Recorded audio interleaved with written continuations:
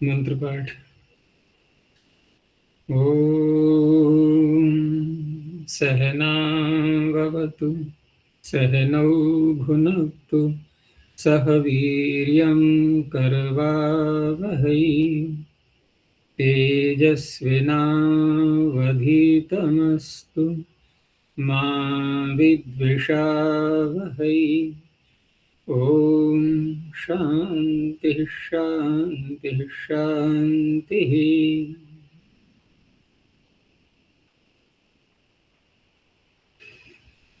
काशिका की 172वीं कक्षा, 5वें अध्याय के द्वितीय पाद में 44 सूत्र हो चुके थे। पूछना है कुछ? आचार्य, पृष्ठ संख्या 161। पृष्ठ संख्या 161। हाँ, मैं उभादुदात्व नित्यम, जो उभय शब्द बनाए थे, और इसको दो अवयव वाला ऐसे कैसे कहते हैं, तो जो उभय प्रकार तो का आवाज ऐसा कम प्रयोग क्यों हम आ रही करें। है? आवाज कम तो नहीं आनी चाहिए।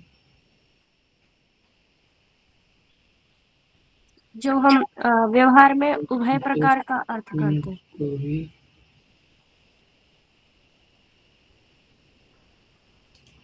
हाँ, उभय प्रकार का ऐसा प्रयोग हम करते हैं, उसमें उभय का अर्थ। उभ और उभय दो शब्द पृथक पृथक हैं। ये जी। उभ शब्द केवल दो का वाचक है और उभय शब्द दो अवयवों वाले का वाचक है। बस ये अंतर है। अब इस अंतर में क्या प्रश्न है वो बताओ। इसमें कोई प्रश्न नहीं आचार्य जी। जो हम अ, व्यवहार में ये उभय प्रकार का है ऐसा जो हम कहते हैं, उभय प्रकार, वहाँ देखो, ये अर्थ व्यवहार में कैसे तो है। हम कुछ भी बोलते हैं। व्यवहार में का तात्पर्य एक तो होती है संस्कृत भाषा, एक होती है हिंदी भाषा। हिंदी भाषा में तो कोई प्रश्न ऐसा बनता ही नहीं, हम कुछ भी बोल देते हैं, सारी खुली छूट है वहां तो। रही बात संस्कृत भाषा में, वो भी जो प्रामाणिक ग्रंथ हैं, वहाँ विद्वानों ने किस प्रकार से प्रयोग किया है वहाँ देखना है हमें। लेकिन हम उभय प्रकार का जब ये बोलते हैं व्यवहार में हिंदी में, तो उस अवस्था में वो अर्थ उस प्रकार से नहीं आ पाएगा जैसा कि यहाँ पर आ रहा है उभयो मणि ही। तो उभयो मणि ही का अर्थ क्या हुआ कि मणि इस प्रकार की है जो दो अवयवों वाली है। अब दो अवयव उसके हम रंग की दृष्टि से बोल रहे हैं, इधर का ऐसा रंग है या उधर का ऐसा रंग है, या उसकी डिजाइन की दृष्टि से बोल रहे हैं कि इधर की डिजाइन ऐसी बनी हुई है, इधर की ऐसी बनी हुई है, तो उससे हम कोई ना कोई तो भेद निकालेंगे ही। दो अवयव उसके बनाएंगे तो किस आधार पर भेद करेंगे, ये उस बात पर निर्भर करता है कि उस समय मणि हमें कैसी दिखाई दे रही है। ऐसे ही जो दूसरा उदाहरण है उभये देव मनुष्याः, अब यहाँ तो बहुवचन का प्रयोग किया गया है। उभय देव मनुष्याः यानी कि देव और मनुष्य, इनका पूरों का एक समुदाय पहले बनाया। ठीक है ना। उस समुदाय समुदाय को माना हमने एक, समुदाय को माना एक, और उस समुदाय को एक मानते हुए उसके दो भाग किए, एक देवों का भाग और एक मनुष्य का भाग। तो जब दो भाग किए तो प्रश्न ये उठेगा कि भाग, तो यहाँ पर एक वचन का प्रयोग होगा एक भाग का, और एक वचन बनेगा दूसरे भाग का, तो दो ही पदार्थ तो हुए। तो दो ही पदार्थ में हम बहुवचन कैसे प्रयोग करेंगे? फिर हमें बोलना चाहिए जैसे यहाँ बना था उभयो मणि ही, तो वहां क्या बनना चाहिए फिर? उभयो देव मनुष्य। फिर एक ही वचन तो बोलेंगे हम। लेकिन वहां पर ये दिखा रहे हैं ये कि देव भी संख्या में अधिक हैं और मनुष्य भी संख्या में अधिक हैं।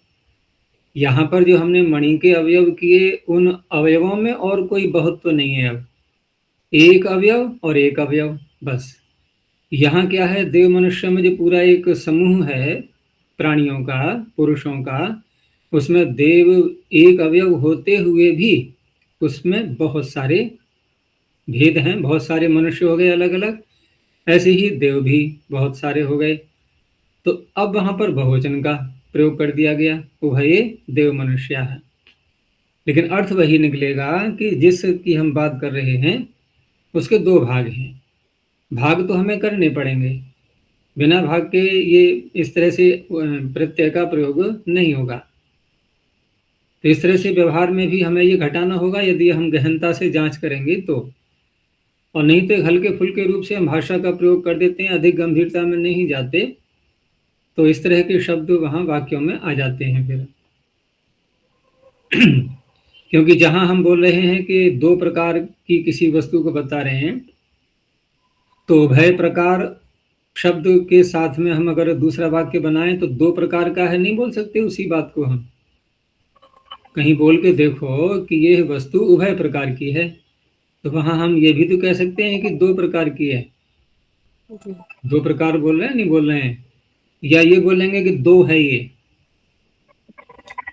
देखो जैसे हमने कहा कि इमऊ द्वौ मनुष्यौ, ये दो मनुष्य हैं।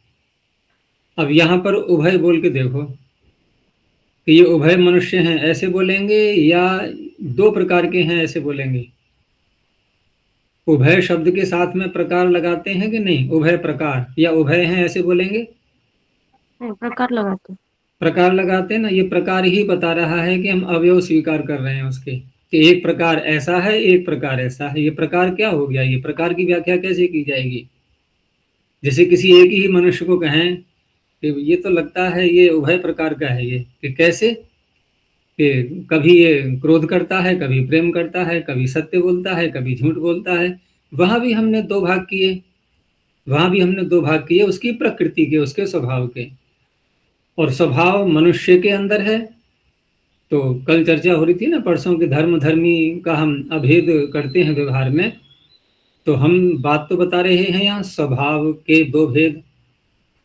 लेकिन स्वभाव जिसमें है आधार के रूप में उस मनुष्य को ही सीधा कह दिया कि ये दो प्रकार का है, उभय प्रकार का है। लेकिन जहां हम दो शब्द का ही प्रयोग करते हैं केवल व्यवहार में, कि दो मनुष्य जा रहे हैं, वहां ऐसे बोलेंगे कि उभय मनुष्य जा रहे हैं, वहां तो नहीं बोलते। उभय जब भी कहा जाएगा तो प्रकार साथ में बोला जाएगा। तो इस तरह से जहां दो प्रकार शब्द आएगा हिंदी में, वहां उभय प्रकार भी आ जाएगा। दो प्रकार का भी तो वही तात्पर्य हो गया। लेकिन जहां दो अकेला आएगा व्यवहार में, वहां उभय नहीं आएगा, वहां उभ आ सकता है यदि कोई बोलना चाहे तो। उभौ मनुष्यौ द्वौ मनुष्यौ, ठीक है ना। लेकिन द्विप्रकारक जब कहेंगे दो प्रकार का मनुष्य है तब कह सकते हैं उभय प्रकार का है। तो ये अंतर है इसमें।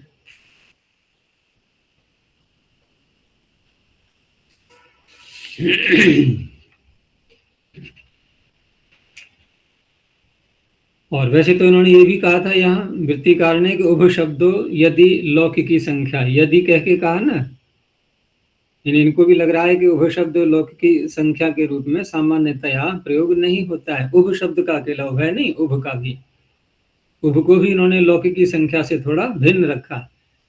जैसे द्वि शब्द लौकिकी संख्या है, लोक में इसका संख्या के रूप में द्वि का प्रयोग होता है, तो उस प्रकार से उभ का नहीं होता है। लेकिन यदि मान भी लें कि यदि लौकिकी संख्या, यदि कह के बोला ना कि ततः पूर्वेणैव विहितस्य तयप आदेश विधानार्थम वचनम, वो तो ये बात हो रही थी कि तयप तो आपने किया ही नहीं, अयच कहाँ से कर रहे हो।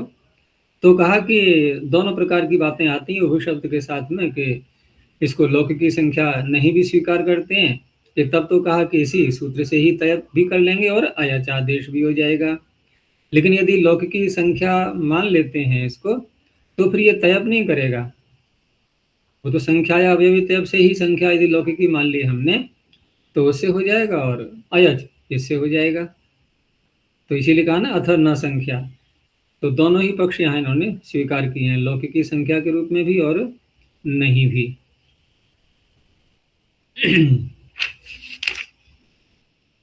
चलो आगे देखते हैं।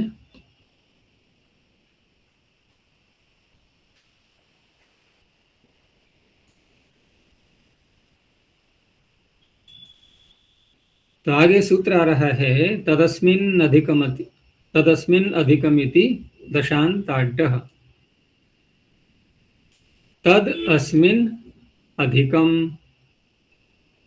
वह इसमें अधिक है। बहुत सरल अर्थ है। तो इस बात को कहने के लिए सारी संख्याएं नहीं ली गई, यहाँ पर दशांत संख्याएं ली गई हैं, धीरे धीरे क्रम से बढ़ती रहेंगी। हम सभी संख्याओं को देखेंगे, भले ही सूत्र यहाँ सारी संख्याओं को नहीं बोल रहे हैं, एक संकेत करेंगे अलग अलग करके। देखो, एक शब्द में तो एक अलग ही प्रत्यय होता है, प्रथेरमस प्रथमः बोलते हैं नहीं, वो तो अलग हो जाता है, उसको अलग कर दो एक संख्या को। एक से कोई ड प्रत्यय या आगे आने वाले जितने भी आगम हैं वो भी कुछ भी नहीं होना है एक शब्द से।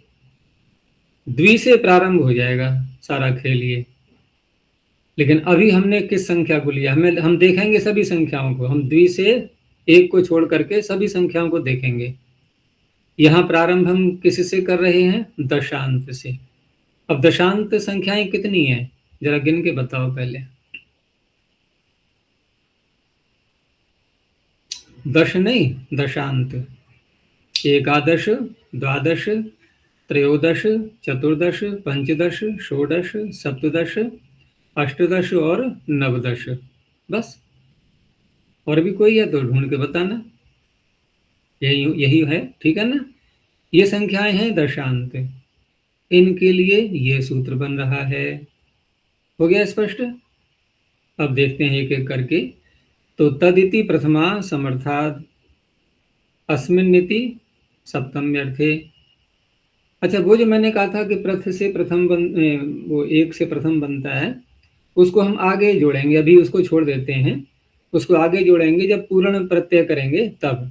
अभी हम क्या कर रहे हैं कि जैसे हम संख्याएं बोलते हैं, एक, द्वि, त्रि, चतुर, पंच, सप्त, षट, सप्त, अष्ट, नव, दश। अब जो गिनती करते हैं हम एक से लेकर के अनंत संख्याओं तक, जहां तक भी हमारी सामर्थ्य है गिनती करने की, तो वहां जब गिनती करेंगे तो संख्याएं तो केवल कितनी हैं, संख्याओं की संख्या कितनी है?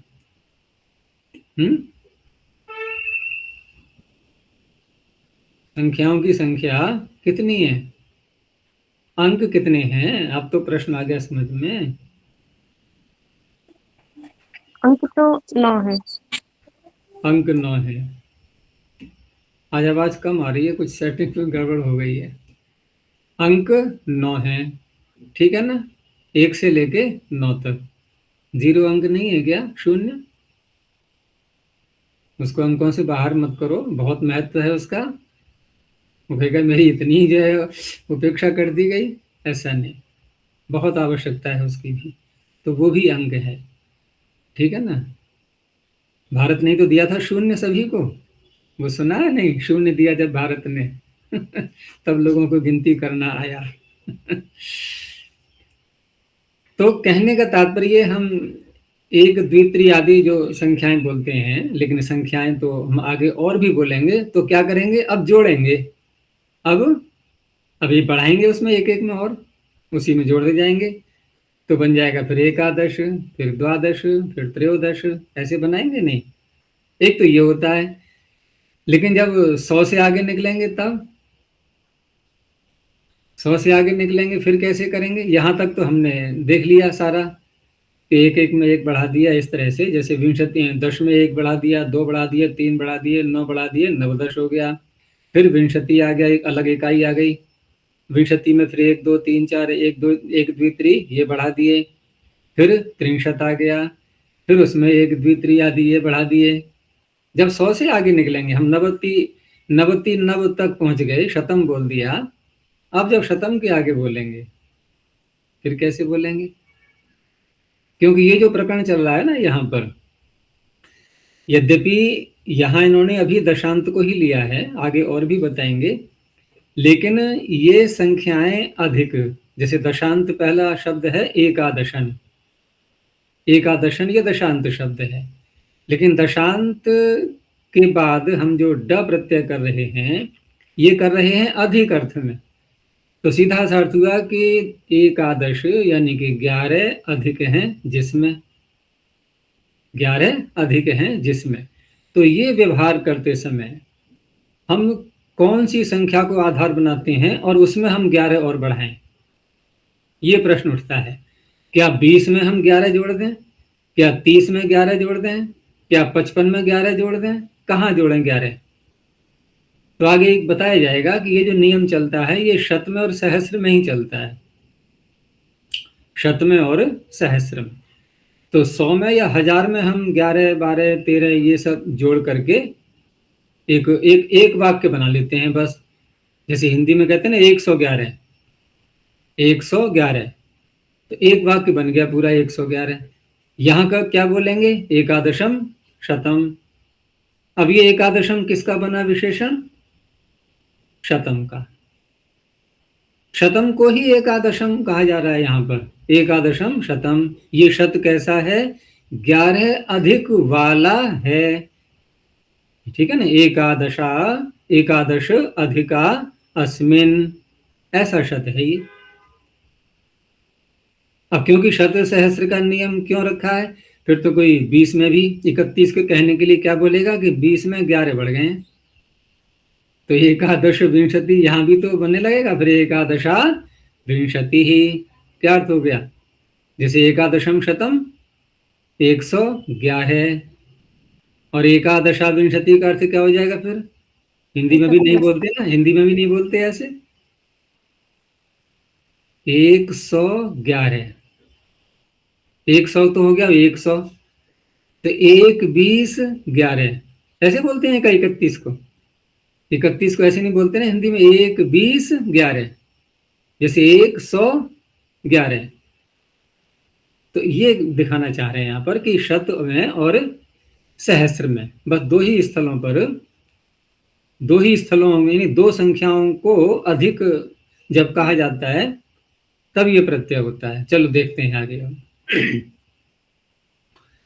तो तदिति प्रथमा समर्थाद अस्मिन्निति सप्तम्यर्थे दशान्तात् प्रातिपदिकात् डः प्रत्ययो भवति, यत्तत् प्रथमा समर्थम अधिकम चेत तद् भवति। इसके अर्थ को खोल दिया इन्होंने और इति शब्द लगाया है, तो उसमें अब इति से ही ये अर्थ निकलेगा कि शत और सहस्त्र में हम जोड़ करके ही अधिक संख्या बताने पर क्यों ये प्रत्यय करते हैं, औरों में क्यों नहीं जोड़ते। औरों में जब जोड़ते हैं तो वहाँ क्यों नहीं प्रत्यय कर सकते हैं, तो वो इति शब्द है कि जहाँ जहाँ भी ये प्रयोग हो रहा है, जो शब्द एक प्रयोग में आ रहे हैं उन्हीं में ही होगा, हम कोई नया शब्द ऐसा नहीं बनाएंगे, तो सर्वत्र विवक्षा नहीं होती है। इसलिए इति कारणस ततश्चेद विवक्षा। यहाँ इति से वो तात्पर्य नहीं है कि वाक्य भी बन जाएगा, शब्द भी बन जाएगा प्रत्यांत, ये तो फिर समर्थानम प्रथमाद्वा से ही वो सारी बातें निकल आती हैं। तो एकादश अधिका अस्मिन शते, अभी थोड़ा लंबा वाक्य हो गया, और एकादशम शतम ये छोटा हो गया। और लाघव की मनुष्य की प्रवृत्ति होती ही है, थोड़े में काम चल जाए। तो एकादशन से ड प्रत्यय और आगे टी भाग का लोप करके एकादश अकारांत बन गया। अब ये अपने विशेष्य के आधार पर लिंग और वचन ग्रहण करेगा। तो एकादशम शतम, एकादशम सहस्त्रम। अच्छा, भाषा में हिंदी में 1011 ऐसे बोलने में नहीं आता है प्राय। 111, 112, 113 ये तो बोल देते हैं, लेकिन 1011, 1012 ऐसे बोलते हैं। वहाँ तो सीधा थोड़ा लंबा ही वाक्य बनेगा। लिखने में तो कोई बात ही नहीं, लिखने में बोलने की बात ही नहीं, सीधा बहुत सरल है 1011 लिखना, या नहीं? 1011 में कौन कौन से अंक आएंगे, बोल के बताओ। 1011 में कितने अंक आएंगे, कौन कौन से? 1 0 1 1। 1 0 1 1, तो बहुत सरल है। वहाँ कोई जो है ड प्रत्यय या कोई भी समास कुछ भी नहीं करना। क्रम से लिखते जाओ। तो देखो, संख्याओं का भी, अंकों का भी एक अलग महत्व होता है। एक तो ये हम वर्णों की भाषा बोलते हैं, प्रत्याहार सूत्रों में वर्ण ही तो पढ़े हैं पाणिनि ने, तो 1 2 3 4 ये तो वर्ण माने ही नहीं गए, है ना। इनकी वर्णमाला कहाँ पर है? वर्ण कितने हैं? 63। तो ये कहाँ चले गए बेचारे, ये वर्ण ही नहीं है। अच्छा, वर्ण नहीं है तो इनकी लिपि कैसे बन गई? है ना विचारणीय विषय, कभी सोचा ही नहीं है। आज कलम आ रही है इधर को ऐसे करके, आज सोचना होगा। हम वर्ण गिन रहे हैं 63, और ये वर्ण है ही नहीं। और लिपि है इनकी, है ना, लिपि तो है इनकी, हम लिखते हैं। और बहुत बड़ी बड़ी संख्याएं अगर उनका वाक्य बनाए बहुत लंबा बनेगा, और अंक थोड़े से स्थान पर आ जाते हैं, थोड़े से स्थान पर। 1 0 1 1, कितना थोड़ा स्थान घिरा। और वैसे लिखेंगे तो 1000 से 11 अधिक, एक लंबा वाक्य बनेगा। अच्छा जी, वर्णमाला में प्रत्येक वर्ण के एक अलग उच्चारण है, और ये इस प्रकार का नहीं है संख्याएं। यही उत्तर तो मैं देने वाला था अभी। ये यही उत्तर है कि हम मुख से क्या बोल रहे हैं, बात ये हो रही है मुख से, क्योंकि वहां पर जो वर्ण है उसके लिए क्या है, वर्णोच्चारण शिक्षा। तो वर्णोच्चारण शिक्षा वर्ण के उच्चारण की शिक्षा है। भले ही हमने लिपि में एक भिन्न प्रकार की लिपि में एक अंक को लिख दिया, लेकिन बोलेंगे कैसे उसको, ए क, तो वर्णमाला में ए भी आ गया, क भी आ गया।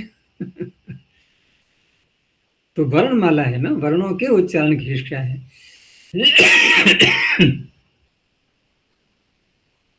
चलो, तो ये हो गया इति कर्णस ततश्चेद विवक्षा। तो एकादश अधिका अस्मिन् शते, एकादशम शतम, एकादशम सहस्रम, ऐसे ही द्वादशम शतम, द्वादशम सहस्रम। जब ये सहस्र और शत शब्द क्योंकि नपुंसक लिंग में आते हैं, तो ये भी नपुंसक लिंग हो गया। दशांतादिति किम, तो दशांत इसलिए है कि अब पंचाधिका अस्मिन् शते।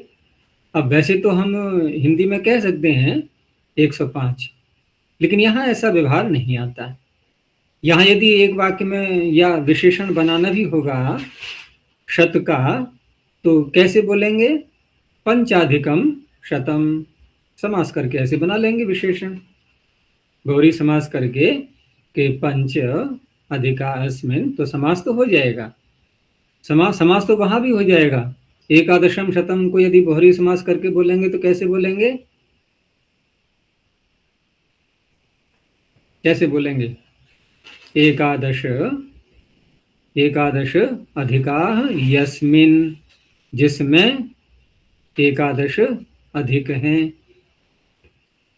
तो कोई बात नहीं, वहां एकादश ही रहेगा समास करने के बाद भी। समास करने के बाद भी प्रत्यय नहीं कर रहे, मैं तब की बात कर रहा हूं, लेकिन क्योंकि वहां पर प्रत्यय पाणिनि ने विहित कर दिया है, एक सरलता हो गई है, तो प्रत्यय करके अब ये एक अकारांत अलग से शब्द बन गया, टी भाग को हटा करके, तो एकादशम ऐसे प्रयोग में आ गया। लेकिन 1 से लेकर के और 9 तक की संख्या यदि जोड़ेंगे, या 10 को भी ले लो, तो वहां पर अधिकम अधिकम अधिकम इसके साथ में समास करते हुए एकाधिकम द्व्यधिकम त्र्यधिकम चतुर्धिकम ऐसे करके दशाधिकम शतम, ठीक है ना, इस तरह से बोल सकते हैं। लेकिन 1 से ऊपर 10 से ऊपर जब जाएंगे तो वहां पर ड प्रत्यय हो जाएगा। और ये भी ड प्रत्यय कहां तक जाएगा, नवदश तक, नवदश तक जाएगा। आगे तो फिर हमें वही फिर अधिक के साथ में समास करना होगा, जैसे 120 बोलना है तो विंशत्यधिकम शतम, अब ऐसे बोला जाएगा। तो पंचाधिका अस्मिन शते, यहां प्रत्यय नहीं हुआ। अंतग्रहणम किम, तो अंतग्रहण इसलिए कि अकेला 10 है, दशाधिका अस्मिन शते, अथवा दशाधिकम शतम समास कर लेंगे तो पूरा वाक्य बोलेंगे दशाधिका अस्मिन शते, इस शत में 10 अधिक हैं, बस एक वाक्य बन गया पूरा ये।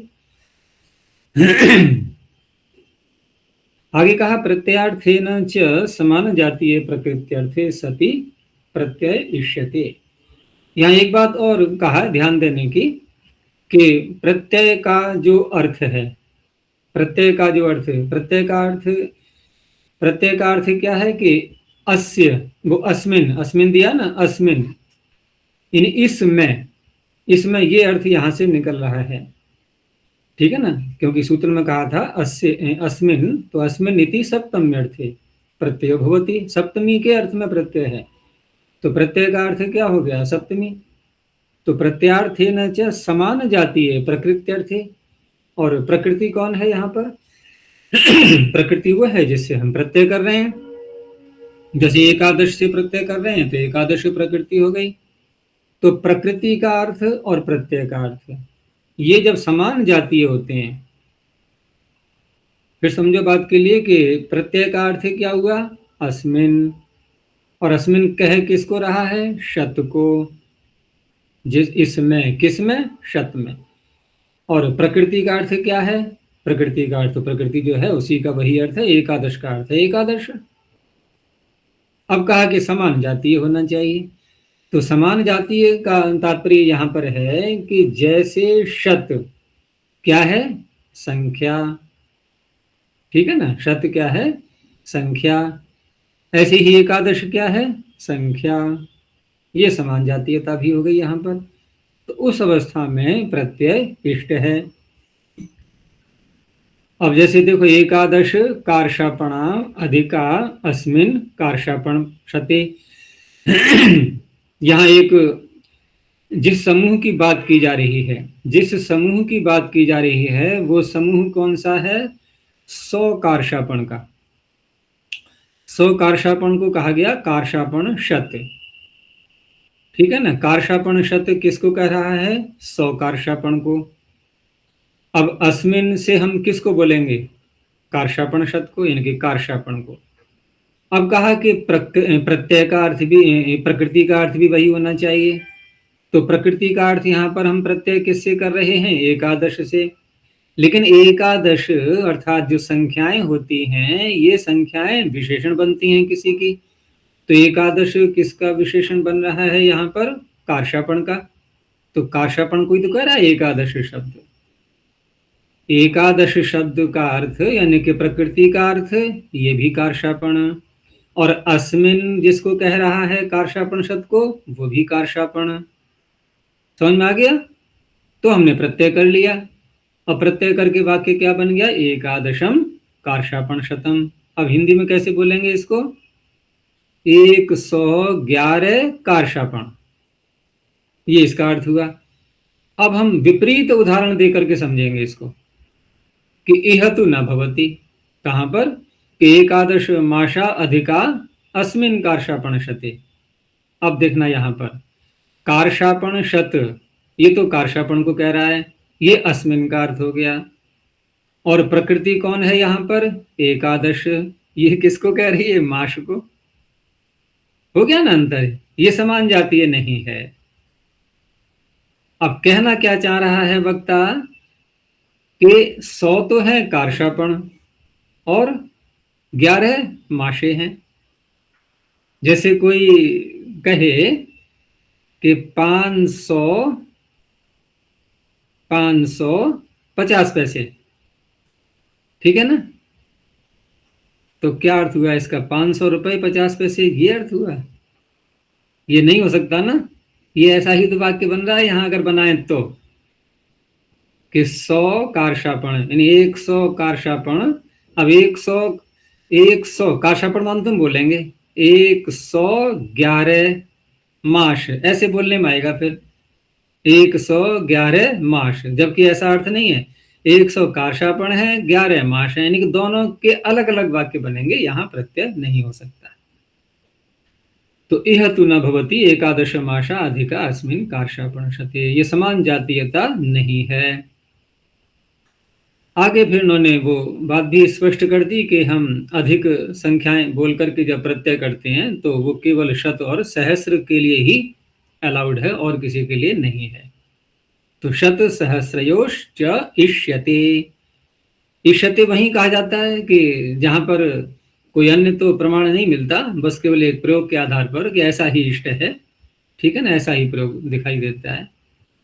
इह न भवति एकादश अधिका अस्याम त्रिंशति, ठीक है ना, त्रिंशति, अस्याम त्रिंशति, तो अस्याम त्रिंशति का अर्थ, ये त्रिंशति इति ह्रस्वीकार है, त्रिंशति, त्रिंशत में सप्तमी विभक्ति लाएंगे तो क्या बनेगा? त्रिंशति। इन इस 30 में 11 अधिक हैं तो कितने बन गए? कितने बन गए? 41। 41। तो 41 में यहाँ कहने के लिए प्रत्यय नहीं होगा, क्योंकि त्रिंशत शब्द शदंत है, दशांत नहीं है। और दूसरा ये है कि नहीं, गलत बोल गया मैं, दशांत तो एकादश हो गया। यानी कि त्रिंशत शब्द में अधिक संख्या जोड़ करके प्रत्यय नहीं होगा, केवल शत और सहस्र में जोड़ करके ही प्रत्यय होगा। चलो, तो इतिकरणो विवक्षार्थः इत्युक्तम, ये पीछे बताया था उन्होंने, इतिकरण विवक्षा के लिए है। तत इदम सर्वम लभ्यते, उसी वाक्य से, जो वृत्तिकार का वाक्य है इतिकरणो विवक्षार्थः, उसी से ये बात भी प्रकट हो जाती है कि शत और सहस्र में ही ये प्रत्यय इष्ट है। अब प्रश्न उठाया आगे, कथम एकादशम शत सहस्रमिति।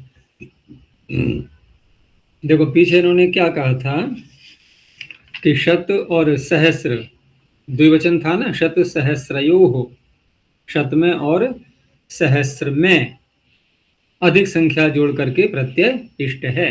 यानी अधिकम अस्मिन अधिकम, ये जो व्यवहार होगा ये शत और सहस्र में होगा। तो यहाँ इन्होंने शत सहस्र का ही उदाहरण दे डाला कि शत सहस्रम, ये जो वाक्य है यहाँ पर, इसमें तो एक साथ ही दोनों आ रहे हैं। आपका तो पीछे द्विवचन है वहां पर कि शत में पृथक और सहस्र में पृथक। यहाँ शत सहस्र एक ही साथ दिया हुआ है, कथम एकादशम शत सहस्रमिति। तो ये प्रश्न बना, अर्थ क्या बनेगा इसका? अर्थ देखें तो शत और सहस्र ये दो शब्द हो गए यहाँ पर।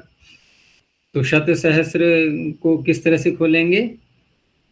100,000, 100,000, जैसे 1,000, 2,000, 3,000। हम 100,000 को एक दूसरा शब्द क्या बोलते हैं, क्या लाते हैं? लाख। लाख। तो शत सहस्र का अर्थ हो गया लाख, 100,000, ठीक है ना। अब उस लाख में 11 और बढ़ा दिए, लाख में 11 और बढ़ा दिए। अंकों में तो लिखना बहुत सरल है, कोई समस्या नहीं है। तो कितना लगाएंगे, एक के आगे कितने जीरो आएंगे? 3। हैं? 3। 3 आएंगे। हाँ, 3 आएंगे, ठीक है ना। तो यहाँ पर अब एकादश जब कहा जा रहा है, एकादशम शत सहस्रम इति, तो उसका समाधान देते हैं कैसे बनेगा ये। तो कहा देखो, पहले हम करेंगे शतानाम सहस्रम, शतानाम सहस्रम। इसको दो तरह से अर्थ कर रहे हैं शत सहस्र का। ये शतानाम सहस्रम का अर्थ क्या होगा? ये जो 100 है ना, ये कितने हैं? 1000। तो कितने हो गए? 100 बने जाके तो कितने बने? नहीं, 100 जब 10 बनेंगे तो कितने बनेंगे? 1000। और 100 करके 100 के नोट यदि 1000 हैं, कल्पना करो 100 के नोट पहले तो 10 ले लो, तो कितने बने? 1000। और 100 यदि 100 हैं तो कितने बने? 10,000। 10,000। और अब उसको भी और बढ़ा दो, उसको भी 10 गुना कर दो, तो बात तो वही आ गई। फिर पहुंच गए हम 1 लाख पर ही पहुंच गए, फिर 1 लाख पर ही पहुंच गए। तो शतानाम सहस्रम, एक तो ये अर्थ हो गया, ठीक है ना, शतानाम सहस्रम, यानी कि 100 का, शतों का सहस्र। अब एक अन्य प्रकार से व्युत्पत्ति करते हैं कि सहस्राणाम व शतम। अब सहस्र का यदि भी नोट नहीं होता है, पहले होते रहे हैं, 10-10 हजार के भी नोट बने हैं पहले। तो सहस्राणाम व शतम, तो सहस्र सहस्र सहस्र, ऐसे करते करते 100 इकट्ठे कर लिए हमने, 100 सहस्र, तब भी वही अर्थ निकलेगा, तब भी 100,000 हो गए ना, सहस्राणाम व शतम। तो इस तरह से ये शत सहस्र बन जाता है यहाँ पर। तो कहने का तात्पर्य है कि हमने जो पीछे कहा था कि शत सहस्रयोश्च इष्यते, हम उससे बाहर तो नहीं जा रहे। हम यहाँ पर शतानाम सहस्रम में भी शत और सहस्र में ही घूम रहे हैं। सहस्राणाम व शतम कहेंगे तब भी शत सहस्र को ही बोल रहे हैं। तो तत्र शत सहस्रयोः इत्येव सिद्धम, तो इसमें कोई भी शंका वाली बात नहीं है। हम शत और सहस्र की सीमा के अंदर ही हैं। और हम, वो अलग बात है कि हम केवल इसमें से एक शब्द को ले लें और उसमें एक आदर्श को बढ़ा दें, हैं, शत को ले लें या सहस्र को ले लें, अथवा अथवा दोनों का मिला करके पहले एक शब्द बना लेंगे समास करके। समास करके दोनों का एक शब्द बन गया है, तब भी शत सहस्रयोः से ही प्रत्यय यहां पर सिद्ध हो जाएगा। अब आगे इन्होंने इन्हीं सब बातों को जो अब तक हमने चर्चा की है उसी को एक कारिका के रूप में दे दिया है। कारिका में थोड़ा शब्द कुछ ऐसे लग रहे हैं कि स्पष्ट इतना नहीं हो पाते हैं, लेकिन फिर भी हम एक समय सरल करके इसको समझते हैं। जैसे पहले दिया है कि अधिके समान जातौ इष्टम शत सहस्रयोः। इसका तात्पर्य यह है कि जब शत और सहस्र अधिक के अर्थ में प्रयुक्त हों, शत और सहस्र एक तो हो गए मूल अवस्था में केवल 100 या केवल 1000, लेकिन जब ये शत और सहस्र अधिक के अर्थ में प्रयुक्त हों, अधिके अधिके या ना प्रारंभ में अधिके, शत और सहस्र शब्द अधिक के अर्थ में प्रयुक्त हों और वह अधिकता भी कैसी हो, तो कहा अधिकता होनी चाहिए समान जातौ। ये पीछे चर्चा कर चुके हैं हम। वो अधिकता जिसकी बताई जा रही है, तो जिसकी अधिकता बताई जा रही है वो भी उसी जाति का हो, और जिस शब्द के द्वारा, जिस संख्या के द्वारा अधिकता बताई जा रही है वो भी उसी जाति का हो। पीछे हमने देख ही लिया था ये। तो अधिकता समान जाति की हो, उस अवस्था में इष्टम, इष्ट है क्या, ड प्रत्यय करना, ये अपनी ओर से लगा लो। अधिके समान जातौ इष्टम शत सहस्रयोः, यानी कि शत और सहस्र के अधिक अर्थ में, शत सहस्र में षष्ठी है ना, शत सहस्र के अधिक अर्थ में समान जाति होने पर ड प्रत्यय करना इष्ट है। ये इसका अर्थ हो गया। अब दूसरी पंक्ति देखते हैं कि यस्य संख्या तदाधिक्ये डह कर्तव्यो मतो मम।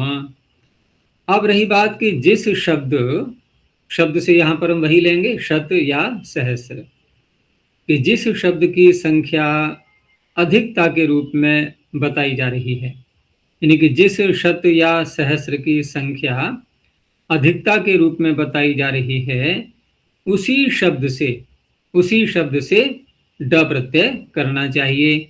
यस्य संख्या, तो यस्य संख्या का तात्पर्य जिस शत या सहस्र की संख्या, तदाधिक्य, उसी की अधिकता के रूप में जो बताई जा रही है, तो उसी शब्द से, ये अध्यार कर लेंगे, उसी शब्द से डह प्रत्यय मेरे मत में करना इष्ट है, नहीं मुझे इष्ट है का तात्पर्य आचार्य कह रहे हैं कि उसी में डह प्रत्यय करना चाहिए, ऐसा मेरा मत है, मेरा विचार है, यानी कि मैं उसी में प्रत्यय करना चाहता हूं। तो ये कोई बात अलग से नहीं आई है, ये पूर्व बात को ही एक कारिका को पूरा भी करना होता है, उसी बात को थोड़ा घुमा करके कह दिया है, क्योंकि पिछली बात में थोड़ा समान जाति वाला अधिक विषय आ गया था। बाकी अधिक अर्थ में करना है ये तो पीछे आ ही चुका था कि शत सहस्रयोः अधिके, ये तो पीछे आ चुका था। और वही बात यहाँ पर भी आ रही है कि यस्य संख्या तदाधिक्ये, भाई जिस शब्द की भी संख्या शत हो या सहस्र हो उसकी संख्या अधिकता के रूप में बताई जा रही है, कुछ और जुड़ गया है उसमें, उसके रूप में बताई जा रही है, तो वो बात तो पीछे अधिके शब्द से भी निकल ही रही थी। तो इस तरह से ये कारिका के रूप में उसी को संक्षेप में कह दिया है। तो अभी तक हमने ड प्रत्यय किसमें किया, दशांत से, दशांत में किया हमने। अब आगे देखते हैं षदंत विंशतिश्च, षदंत से तो नहीं किया था, ठीक है ना, अब उसको भी ले लेंगे और विंशति को और जोड़ दिया है इन्होंने। अब विंशति में हम यदि अन्य शब्दों को देखें, ती ती ती किन के अंत में आता है संख्यावाची शब्दों में, ती ती ती कहाँ आता है, एक तो विंशति में आ गया ती, षष्ठी, षष्ठी, सप्तति, अशीति, नवति, 4 ये हैं, और विंशति, ये सब मिला करके 5 हैं। लेकिन यहाँ अभी विंशति को ही लिया है। अब रही बात कि शत किन किन के अंत में है, तो त्रिंशत, चत्वारिंशत, पंचाशत, ये 3 शब्द हैं। त्रिंशत, चत्वारिंशत, पंचाशत, इनको ले लिया अभी। तो तदस्मिन अधिकम इति अनुवर्तते डह इति च, अर्थ बिल्कुल ज्यों का त्यों वही होगा और सारे नियम वही लगेंगे, समान जातीयता भी लगेगी, सब कुछ वही है। तो शदन्तात् प्रातिपदिकात् विंशतिश्च डह प्रत्ययो भवति तदस्मिन अधिकम इत्येतस्मिन विषये। तो शतग्रहणे अंतग्रहणम, एक बार, हाँ, उदाहरण हो गया त्रिंशत अधिका अस्मिन शते त्रिंशम शतम, 130, ये बन गया। एक उदाहरण दिखा दिया इन्होंने। हम आगे चत्वारिंशत, पंचाशत, इनको भी ले सकते हैं। आगे कहा कि शतग्रहणे अंतग्रहणम, क्योंकि यहाँ बात ये आ रही है कि आपने अंतग्रहण यहाँ किया ही क्यों है। अंतग्रहण के बिना भी कार्य चल सकता है। यहाँ पर आपको केवल ये कहना है कि जो शत शब्द से प्रत्यय होता है अधिक अर्थ में, तो क्या कहीं पर शत, हलंत शत अकेला मिलता है? अकेला मिलता ही नहीं। जब नहीं मिलता है तो अभाव है जब उसका, उस अवस्था में, यानी कि प्रातिपदिक के रूप में अगर देखेंगे हम, शत शब्द को अकेला हम कब पकड़ेंगे? जब प्रातिपदिक होगा। प्रत्यय मानेंगे तब तो तदंत विधि हो ही जाएगी, बात उसकी नहीं हो रही है। लेकिन पहले प्रातिपदिक के रूप में हम छानबीन तो करेंगे कि है या नहीं है। तो प्रातिपदिक तो है नहीं कहीं शत। अब फिर प्रत्यय ग्रहण परिभाषा की शरण में जाएंगे ही, प्रत्यय ही है शत है। पंक्ति विंशति त्रिंशत में हमने किया ही था। तो जब प्रत्यय मिल गया हमें, तो प्रत्यय ग्रहण परिभाषा जो कि तदंत विधि का ग्राहक होती है, कौन सी परिभाषा है? प्रत्यय ग्रहणे यस्मात् स प्रत्ययो वेतस् तदादेश तदंतस्य ग्रहणम भवति। तो वहां पर हम ग्रहण कर लेंगे तदंत विधि मान करके, तो शदंत स्वयं ही निकल आएगा। तो सूत्र में अंत ग्रहण की क्या आवश्यकता है?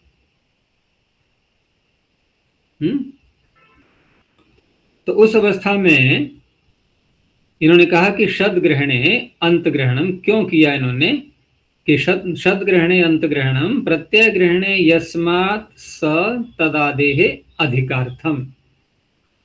अब यहाँ पर अंत ग्रहण जो किया है, तो इसका तात्पर्य है कि हम बिना अंत ग्रहण के भी आप शत प्रत्यांत को तो ले सकते हैं, शत प्रत्यांत को तो ले सकते हैं, और उसको लेंगे आप तो त्रिंशत, चत्वारिंशत, पंचाशत, इनको ले पाएंगे। लेकिन अंत ग्रहण क्योंकि निरर्थक हो गया था वहां पर, अब ये क्या करवाएगा? ये क्या करवाएगा कि शत अंत में है जिसके, और वो भी उसके भी कोई और आदि में शब्द आएगा तो वो भी किसी के अंत में हो जाएगा, उसका ग्रहण हो जाएगा। जैसे त्रिंशत, ये शदंत हो गया, शत प्रत्यांत हो गया। अब हमने एक शब्द और जोड़ दिया इसके पूर्व, एक त्रिंशत, इससे भी प्रत्यय हो जाए। इसलिए यदि अंत ग्रहण नहीं करेंगे तो केवल त्रिंशत का ग्रहण होगा। अंत ग्रहण ने क्या कर दिया कि एक शब्द आदि में और जुड़वा दिया इसने, है तदादेह अधिकार्थम, तदादि की अधिकता के लिए। अब तो इस तरह से एक त्रिंशम शतम, 31 इनकी अधिक हैं जिस शत में, 131, ये इसका अर्थ हो गया। ऐसे ही एक चत्वारिंशम शतम।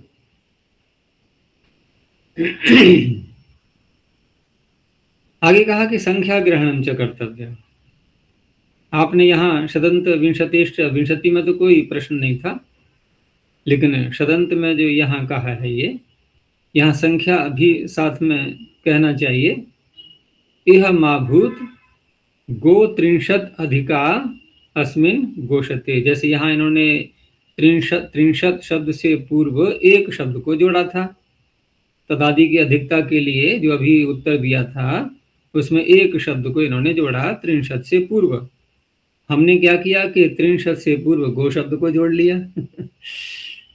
ठीक है ना, गो शब्द को जोड़ लिया, तो क्या क्या उसमें बुराई क्या है भाई? शदंत, शदंतांत बन गया ना। अब ये शदंत अंत में है जिसके, यानी गो त्रिंशत शब्द कैसा बन गया? शदंतांत। और इसी के लिए आपने अंत शब्द ग्रहण किया ही था सूत्र में। वो गोत्रिंशत को ले आया। अच्छा, गोत्रिंशत का अर्थ क्या होगा, बोलो। नहीं आ रहा है पकड़ में। 30 गाय कैसे कैसे होगा? हम जब किसी प्रातिपदिक के साथ में संख्यावाची शब्द का कोई समास करते हैं तो कैसे करते हैं? षष्ठी समास। जैसे 30 गायों को कहना हो तो कैसे बोलेंगे? गवाम त्रिंशत, गौओं की 30, अर्थात 30 गाय। गवाम त्रिंशत इति गोत्रिंशत, ऐसे बनेंगे। तो इस तरह से षदंतांत शब्द बना दिया उसने। तो कहा कि संख्या ग्रहण भी करना चाहिए यहाँ पर, यानी कि हम जो प्रारंभ में और जोड़ेंगे षदंत के साथ में जो और संख्या और शब्द जोड़ा जाएगा पीछे, वो संख्या ही होना चाहिए। तो इहमाभूत गोत्रिंशत अधिका अस्मिन गोशते, यानी कि यहाँ पर गायें कितनी हो गई सब मिला करके? कितनी हो गई? इस पूरे वाक्य से कितनी गायें बताई जा रही हैं? 130। 130। तो ये गाय है, यहाँ पर प्रत्यय नहीं होगा क्योंकि गो संख्यावाची नहीं है। आगे अब विंशति का उदाहरण दे दिया है। अभी तक तो हम षदंत विंशतिश्च सूत्र में से षदंत का ही तो उदाहरण पकड़ पाए हैं। अभी आगे विंशति का रह गया था, तो कहा विंशतिश्च। अभी विंशतिश्च वार्तिक के रूप में दे दिया है इन्होंने। तो वार्तिक इसलिए दे दिया है कि असल में ये अगले वार्तिक के साथ में इसको जोड़ना चाह रहे थे। कहना तो ये चाहिए था इनको विंशतिश्च तदंतादपि इति वक्तव्यम्। विंशम शतम उदाहरण तो सूत्रकार का ही हो गया ना, वार्तिककार का थोड़ा ये उदाहरण। ये समझ में आ रहा है? नहीं, विंशतिश्च कह करके हम जो ये वार्तिक दे रहे हैं तो इसका अर्थ है कि सूत्र में विंशति शब्द है ही नहीं। ये अर्थ निकलेगा इससे तो कि विंशति से भी ड प्रत्यय करो अधिक अर्थ में, वो तो सूत्रकार ने कह ही दिया। और अगला जो वार्तिक आ रहा है वो फिर इसकी अनुवृत्ति ले जा करके हम उसका अर्थ कर पाएंगे, नहीं तो हो ही नहीं पाएगा।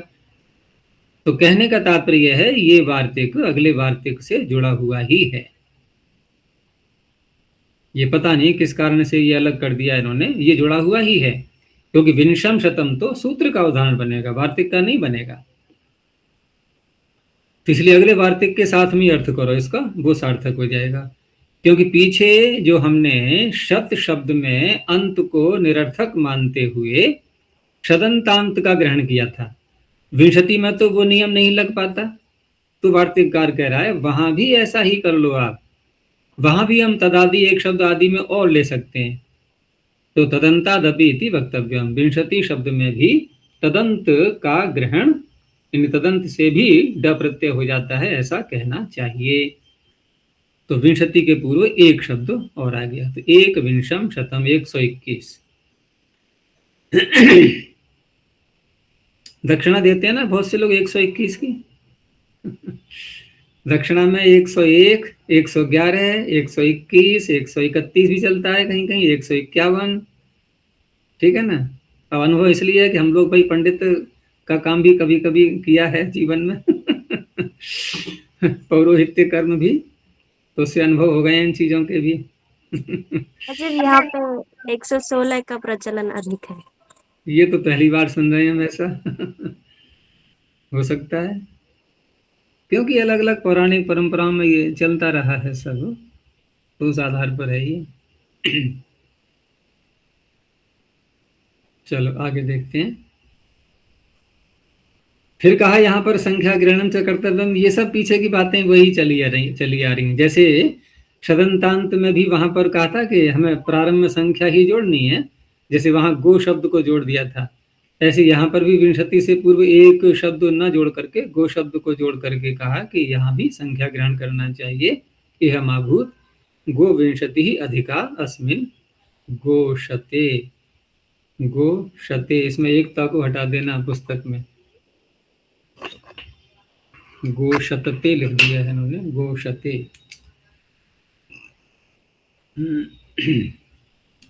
आगे सूत्र तो इस तरह से इन दोनों सूत्रों से ये कार्य हो गया पूरा।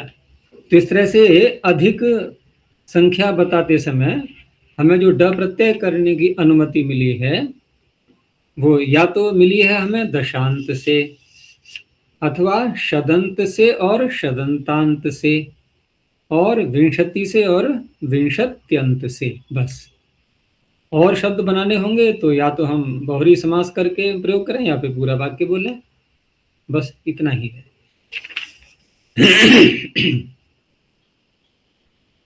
आगे है संख्याया गुणस्य निमाने मयट। आचार्य जी, इससे संबद्ध नहीं है, दो और दोनों, इसमें अर्थ भेद क्या है? दो और दोनों में अर्थ भेद। देखो, दो शब्द जब बोला जाता है तो वहां पर केवल एक किसी वस्तु की सत्ता बताई जा रही है, दो। ठीक है ना, कि आकाश में दो पक्षी हैं या कहीं पर भी वृक्ष पर दो पक्षी बैठे हुए हैं, सत्ता बताई जा रही है केवल। अब दोनों बोलेंगे तो उनके अंदर कोई विद्यमान धर्म, गुण, क्रिया आदि इनको कहा जाएगा कि दोनों उड़ रहे हैं, दोनों खा रहे हैं। ये कुछ बात और साथ में बताई जा रही है, केवल है मात्र नहीं कहा जा रहा है। से क्या होता है? सत्ता मात्र किसी अन्य क्रिया के विषय में, या दोनों काले हैं। अब दोनों काले हैं में सत्ता भी साथ में आ गई है कह करके, लेकिन कालिमा भी तो जुड़ गई साथ में कि दो मनुष्य जा रहे हैं और दोनों काले हैं। तो एक तो ये होता है कि जहां हम दोनों बोलते हैं वहां इसका तात्पर्य है कि एक वाक्य पीछे हम बोल चुके हैं। ऐसा कोई वाक्य बोल के दिखाओ जहां पर प्रथम बार वाक्य बोला गया है और दोनों शब्द उसमें आ गया है, बोलो। सापेक्ष वाक्य बन जाता है ये, यानी कोई चर्चा पीछे हो चुकी है। कोई चर्चा पीछे उसके विषय में हो चुकी है। अब एक अनुवाद रूप में उसको दोबारा बोला जा रहा है। अनुवाद का तात्पर्य पुनः कथन, और वहां उस पुनः कथन में एक विशेषता उसमें और जोड़ी जा रही है, कोई विशेषण साथ में, चाहे क्रिया के रूप में हो या कोई धर्म इत्यादि, उसको बताया जा रहा है। ठीक है ना। ये दो मनुष्य मैंने देखे थे और वो दोनों आपस में बात कर रहे थे। तो पहले हमने दो बोला है, फिर दोनों बोला है, तो दोनों दो बोलने के बाद ही आ पाएगा। प्रारंभ में अकेला दोनों शब्द, ऐसा कोई वाक्य ढूंढना तो वहां फिर करेंगे विचार हो, लेकिन लगता नहीं ऐसा कि एकदम पहला वाक्य ही दोनों से प्रारंभ हो जाए। या फिर हमारे सामने कोई ऐसा विषय आ जाए कि पहले से हम कोई बात कर रहे हैं, बीच में कुछ काल के लिए रुक गए, जैसे दो बच्चे हैं, हमने उनको आवाज दी, ठीक है ना, नाम लेकर के, फिर नहीं आए वो, फिर कहा कि दोनों इधर आ जाओ। अब यहाँ पहला वाक्य ही दोनों लग रहा है, लेकिन पीछे हम चर्चा कर भी चुके हैं उस विषय में, तब दोनों बोला हमने। तो इस तरह से आता है ये दो और दोनों। दोनों में कोई विशेषता और बताई जाएगी, केवल सत्ता वाली बात नहीं आएगी इसमें।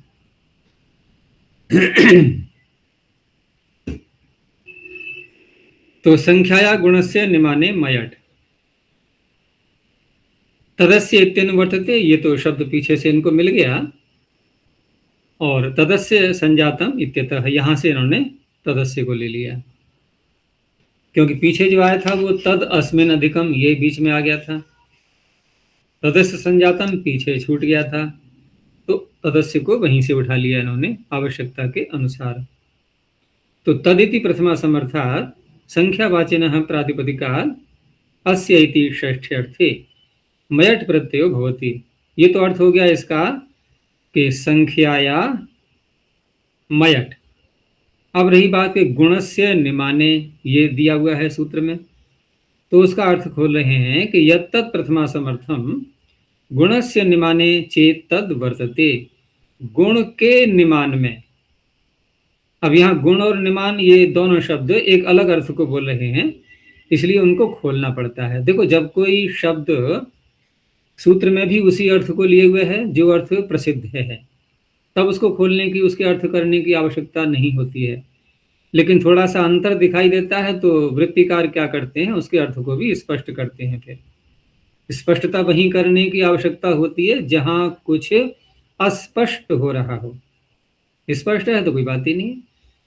तो गुण का अर्थ यहाँ क्या लिया है इन्होंने? भाग, ठीक है ना, भाग, उसका अंश। और निमान से तात्पर्य यहाँ पर है मूल्य। अब वैसे निमान का अर्थ करें हम यौगिक तो बनेगा कि निश्चित रूप से मान करना, नापना, तोलना आदि, कि कोई संदेह न रहे। लेकिन वैसा अर्थ न लेकर के यहाँ निमान का अर्थ किया गया मूल्य। अब उसी अर्थ में यहाँ पर घटाएंगे हम इसको। तो गुणों ये न निमीयते मूल्यभूतेन सोपि सामर्थ्याद भाग एवं विज्ञायते। अब यहाँ पर भाग शब्द का, जैसे इन्होंने गुण शब्द का अर्थ भाग किया था, तो कहा गुणों ये न निमीयते, वो गुण अर्थात भाग, ये न निमीयते जिसके द्वारा उसका मूल्य बताया जा रहा है, क्योंकि निमान का अर्थ मूल्य हो ही गया। तो निमीयते का तात्पर्य मूल्य बताया जा रहा है, निकाला जा रहा है, उसका संकेत किया जा रहा है, आंकी वो उसका मूल्य आंका जा रहा है। तो निमीयते मूल्यभूते न, मूल्य के आधार पर, सोपि सामर्थ्यात भाग एवं विज्ञायते, तो वो भी सामर्थ्य से। सामर्थ्य से का तात्पर्य वह मूल्य है तो उसी वस्तु का, वो उससे जुड़ा हुआ है। सामर्थ्य शब्द भी अलग अलग प्रसंग में अलग अलग अर्थ को बोलता है। यहाँ सामर्थ्य का अर्थ है कि समर्थ को समझो पहले। यहाँ समर्थ का अर्थ है कि संगत अर्थ। वो अर्थ कहाँ जाकर के संगत हो रहा है? मूल्य, कीमत, मूल्य अकेले, मूल्य की अकेले अकेले कोई मूल्य शब्द का अकेले कोई मूल्य नहीं होता। मूल्य का अकेले कोई मूल्य नहीं होता। कोई पूछे मूल्य का क्या मूल्य है? कुछ नहीं है भाई, मूल्य किसी और का होता है, ठीक है ना। कीमत किसी और वस्तु की होती है, कीमत की कोई कीमत नहीं होती है। तो इस तरह से सोपी सामर्थ्य, अब सामर्थ्य से कहाँ पहुंचेंगे हम? कि उसी भाग की बात की जाएगी। अब उसी भाग को कहेगा जिसका मूल्य बताया जा रहा है। तो गुणों ये न निमीयते मूल्यभूते न सोपी सामर्थ्याद भाग एव विज्ञायते। अब उदाहरण में और स्पष्ट हो जाएगा कि यवानाम द्वौ भागौ निमानम अस्य उदश्वित भागस्य। देखो ये जो सूत्र है जिसका हम अर्थ कर रहे हैं, ये कोई व्यवहार में तो अधिक इसका प्रयोग नहीं होता है। फिर भी यहाँ पर क्योंकि सूत्र आ गया है, तो पूर्व काल में ऐसा रहा होगा कि क्योंकि जब वस्तुओं का आदान प्रदान अधिक होता था तब तो ये सूत्र उस समय थोड़ा सार्थक था। अब क्योंकि वस्तुओं का आदान प्रदान नहीं होता है, हर पदार्थ का मूल्य हम केवल एक रुपए में, धन में, अपनी मुद्रा में देते हैं एक दूसरे के लिए। लेकिन पहले ऐसा नहीं होता था। पहले मुद्रा का प्रचलन कम था और वस्तुओं के ही आदान प्रदान से हम अपना कार्य चलाते थे व्यवहार में। एक वस्तु हमने दी, दूसरी से दूसरी ले ली, हमारे पास जो अधिक है वो दूसरे को दे दी, दूसरे के पास जो अधिक है वो हमने ले ली, दोनों का कार्य हो गया। तो तब घटेगा ये। तो उदश्वित किसे कहते हैं? मट्ठा। मट्ठा को, ठीक है ना। तो मट्ठा रखा हुआ है, ठीक है ना। कितनी मात्रा में है? मात्रा छोड़ो उसकी, जितना भी है। मान लो 1 लोटा, 1 बाल्टी या जितना भी है वो ले लिया हमने, उसको एक इकाई के रूप में ले लिया। और अब उसकी कीमत कितनी है ये प्रश्न हुआ। उसकी कीमत क्या मानी जाए? तो रुपए में नहीं बोलेंगे, अब किसी दूसरी वस्तु में उसकी कीमत निकाली जाएगी। तो कहा यवानाम द्वौ भागौ, यवानाम द्वौ भागौ निमानम अस्य उदश्वित भागस्य। अब यहाँ पर हम ये यवानाम दो भागो, ये यवों के 2 भाग, इसका क्या अर्थ निकालेंगे? वो यव, ये यव का एक भाग है कितना? यव का एक भाग कितना है? ये प्रश्न उठेगा ना, यव का एक भाग कितना मानेंगे हम? जितना उदश्वित भाग है, जितना आवश्यक है। तो ठीक है, हमने एक यव, आवश्यक नहीं, उदश्वित एक मन एक ढेरी बना दी यव की, एक मन और 2 मन, और उदश्वित ले लिया हमने 1 गिलास में। तो क्या ऐसे निकालेंगे? है ना। तो इस तरह से नहीं निकलेगा। यहाँ पर देखो, इसको ऐसे देखेंगे कि हम पहले उदश्वित को तोलेंगे, भार निकालेंगे उसका। तो भार में हमने देख लिया कि 1 किलो, वैसे तो लीटर में नापते हैं प्राय करके जो तरल पदार्थ होते हैं, उनको लीटर में नापते हैं, लेकिन क्योंकि यव तो लीटर में नहीं नाप सकते, तो उसी के भार के समान इसका भी भार मानेंगे हम। तो उदश्वित का भार हो गया 1 सेर, 1 किलो मान लो, ठीक है ना, वर्तमान की भाषा में। तो 1 किलो हो गया उदश्वित। अब रही बात कि 1 किलो उदश्वित का मूल्य यव में यदि निकाला जाए, तो कहा उसको दुगना करो। अब दुगना करो का तात्पर्य 2 किलो यव। अब तो आ गया समझ में। यदि उदश्वित 1 है, 1 किलो है, तो यव 2 किलो है। अब उससे एक सामान्य बात यह भी निकल करके आएगी कि उदश्वित का मूल्य यव से अधिक है। हम कह सकते हैं, नहीं कह सकते हैं आप? क्यों? उसकी मात्रा अधिक है यव की, उदश्वित की मात्रा कम है, और दोनों का मूल्य बराबर हो गया। तो फिर इसका अर्थ है कि यव की अपेक्षा उदश्वित का मूल्य कम हो गया, वो अधिक हो गया, उदश्वित का मूल्य अधिक हो गया। ऐसे अर्थ करना है। तो यवानाम द्वौ भागौ निमानम अस्य उदश्वित भागस्य। इस उदश्वित भाग का वो जितनी भी मात्रा में है उसकी अपेक्षा यवों का 2 भाग, ये इसका मूल्य है। तो प्रत्यय किससे करेंगे हम? द्वौ शब्द, जैसे द्वौ भागौ ऐसा कहा था, तो सूत्र कह रहा है संख्याया। संख्या से आपको प्रत्यय करना है, संख्या से प्रत्यय करना है। वो अलग बात है कि वह संख्या जो कि प्रथमा समर्थ है, यहाँ पर सूत्र की दृष्टि से देखें, और वह प्रथमा समर्थ, जैसा कि अंतिम पंक्ति आई थी अर्थ करते समय कि यत्तत् प्रथमा समर्थम गुणस्य निमाने चेत तद्वर्तते, वो भाग के निमान में। अब भाग कौन है यहाँ पर? उदश्वित रूपी भाग। उदश्वित रूपी भाग जो कि 1 किलो का माने, जितना भी माने, उसके निमान में, उसके मूल्य में, उसके मूल्य में द्वि शब्द यहाँ पर आ रहा है। हो गया स्पष्ट कि द्वौ भागौ, तो द्वि शब्द किसको कह रहा है? उदश्वित का मान निकाल रहा है, और किसी अन्य वस्तु के द्वारा निकाला जा रहा है, ठीक है ना। तो यवानाम द्वौ भागौ निमानम अस्य उदश्वित भागस्य, तो प्रत्यय होगा द्वि शब्द से। तो द्वि से मयट प्रत्यय करके, एक तो मयट हमने पीछे देखा था, वो एक अलग था, विकार अवयव अर्थ में जो चल रहा था ना वहां पर, ये मयट अलग है ये। तो द्विमयम, द्विमयम उदश्वित यवानाम, पूरा वाक्य बनेगा कैसे? तो द्विमयम तो बन जाएगा, द्विमयम तो बन जाएगा उदश्वित का विशेषण, यवाना में षष्ठी करनी पड़ेगी, क्योंकि द्विमयम का जो द्वि शब्द है वो वास्तव में तो ये यव का ही 2 भाग बोल रहा था। यवानाम द्विमयम उदश्वित, अर्थात यह उदश्वित कैसा है? यवों का दुगना है, अर्थात यवों के दुगने के बराबर मूल्य का है, ये तात्पर्य निकलेगा इसका। ऐसे ही अगर 3 गुना करेंगे यव को तो त्रिमयम, चतुर्मयम।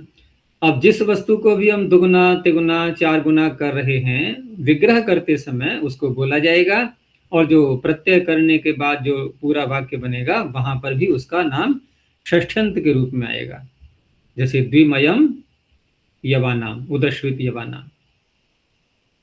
आगे कहा कि भागे अपितु विधीयमानः प्रत्ययः प्राधान्येन भागवन्तम आचष्टे। प्रत्यय तो भाग में ही किया गया है, भागे अपितु विधीयमानः प्रत्ययः, भाग को कहने के लिए ही विधीयमान जो प्रत्यय है वो प्रधान रूप से भाग वाले को ही कह रहा है, भागवंतम आचष्टे। जैसे यहाँ पर प्रत्यय जब किया गया था तो द्वि शब्द से किया गया था, लेकिन विग्रह कैसे किया था कि द्वौ भागौ, द्वौ भागौ, भाग अर्थ में ही विग्रह करते हुए यहाँ प्रत्यय किया। लेकिन द्वौ भागौ कह करके वह भाग बताए किसके जा रहे हैं?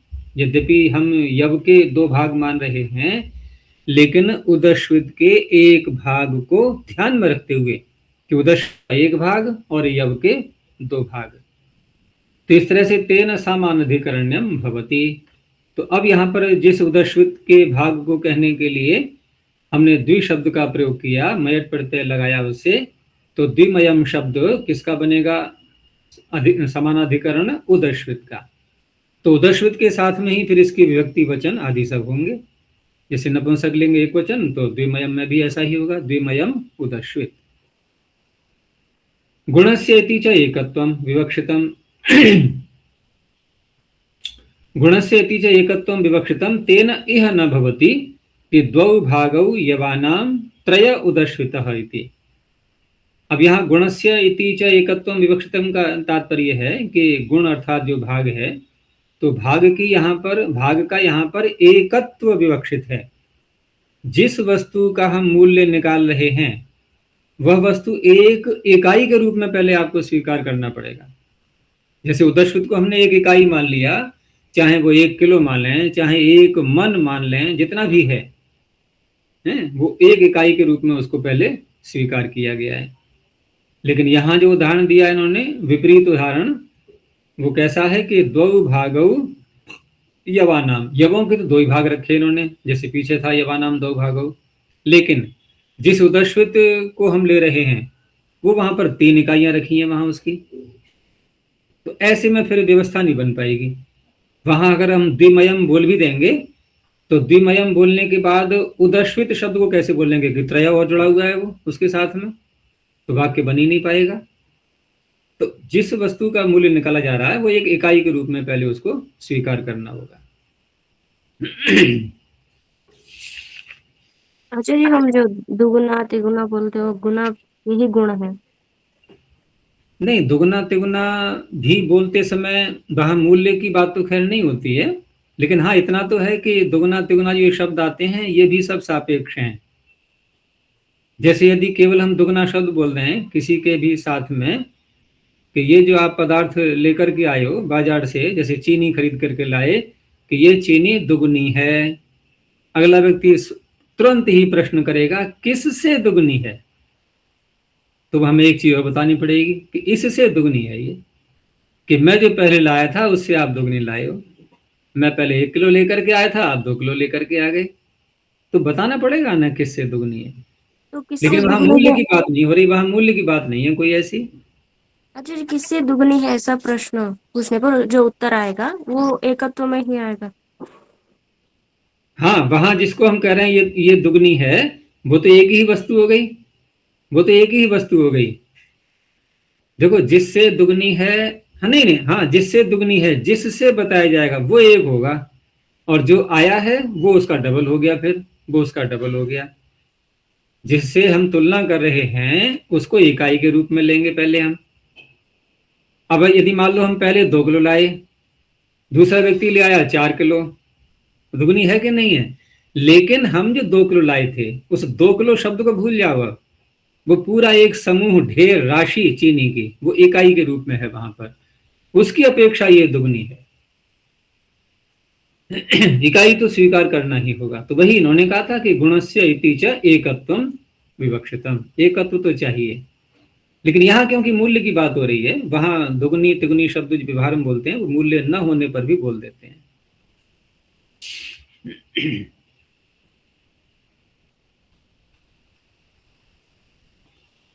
तो आगे कहा इन्होंने कि भूयसश्च वाचिकायाः संख्यायाः प्रत्यय इष्यते। दूसरा इन्होंने ये जो कहा था अभी कि जिस संख्या से हम प्रत्यय कर रहे हैं, जैसे द्वि से यहाँ पर मयट प्रत्यय किया था, तो यहाँ अर्थ करते समय इतना ही तो कहा गया था, गुणस्य निमाने, भाई गुण के भाग के मूल्य बताने में प्रत्यय होगा। वो अधिक और कम की तो बात नहीं की गई थी, अधिक और कम की तो बात नहीं थी यहाँ पर। तो यहाँ ये कह रहे हैं कि भूयसष्ट वाचिकायाः संख्यायाः प्रत्यय इष्यते, अर्थात यदि हम किसी वस्तु का मूल्य निकाल रहे हैं तो जिस वस्तु के आधार पर तुलना की जा रही है, जैसे उदश्वित की तुलना की गई यव के आधार पर, तो यव के आधार पर की गई, तो यव भी यदि 1 किलो हो और उदश्वित भी 1 किलो हो, तो क्या हम ऐसे कर सकते हैं कि एक मयम उदश्वित, एक शब्द से प्रत्यय कर लें, हो जाएगा कि नहीं? तो क्या नहीं, ये थोड़ा उचित नहीं लग रहा है, यहाँ तो कोई बात ही नहीं बनी, दोनों एक जैसे हो गए। फिर इन्होंने कहा कि अगर आप मूल्य कहीं तुलना कर रहे हो, तुलना में कुछ तो अधिकता हो, कुछ तो अधिकता दिखाएंगे हम, एक की कमी होगी, एक का अधिक होगा, दोनों बातें निकलेंगी। अब दोनों समान है तो वहां पर तुलना हुई कहाँ? वो तो कोई तुलना नहीं हुई, वो तो समानता हो गई फिर। तो भूयसष्ट वाचिकायाः संख्यायाः प्रत्यय इष्यते, जब संख्या भूयस की वाचिका हो, अधिक की वाचिका हो, तब प्रत्यय इष्ट होता है। यह न भवति एको भागो निमानम अस्य। पीछे क्या किया था हमने? द्वौ भागौ निमानम अस्य, यानी कि दो भागो यवानाम, दो भागो यवानाम निमानम अस्य। और ऐसे कर लें, एको भागो यवस्य, यवस्य यजमानाम भी कह सकते हैं कि एको भागो निमानम अस्य। तो यहाँ पर एक ही भाग यदि उसका ले रहे हैं हम, और उदश्वित का भी एक भाग है, तो उस अवस्था में प्रत्यय नहीं होगा। भूयस इति च प्रत्ययार्थात् प्रकृत्यर्थस्य आधिक्य मात्रम विवक्षितम। भूयसश्च वाचिकायाः, जो वाक्य में भूयस शब्द आया हुआ है, यहाँ कहा कि भूयस इति च प्रत्ययार्थात्, प्रत्यय के अर्थ से, प्रत्यय के अर्थ से। प्रत्यय का अर्थ, प्रत्यय का अर्थ क्या था? प्रत्यय का अर्थ क्या था? कौन से व्यक्ति से हमने समर्थ व्यक्ति से प्रत्यय किया था? अस्य, षष्ठ्यर्थ में किया है। तो अस्य किसको कहेगा यहाँ पर? अस्य किसको कहेगा? उदश्वित को, इस उदाहरण में, अपने उदाहरण में। तो प्रत्ययार्थात प्रकृत्यर्थस्य आधिक्य मात्रम, और प्रकृति कौन थी यहाँ पर? द्विशब्द जिससे प्रत्यय कर रहे हैं। और द्विशब्द किसका विशेषण था? यव शब्द का। तो यव का आधिक्य होना चाहिए, क्योंकि यहाँ जो कहा इन्होंने ना कि भूयसश्च वाचिकायाः संख्याया, तो भूयस हम किधर को देखेंगे? उदश्वित को भूयस देखें या कि यव को भूयस देखें? अधिक किसको देखें? तो कहा कि प्रत्ययार्थात प्रकृत्यर्थस्य आधिक्य मात्रम। प्रत्यार्थ तो हो गया उदश्वित, प्रकृत्यर्थ हो गया यव, तो यव का आधिक्य देखना है, यव का आधिक्य देखना है।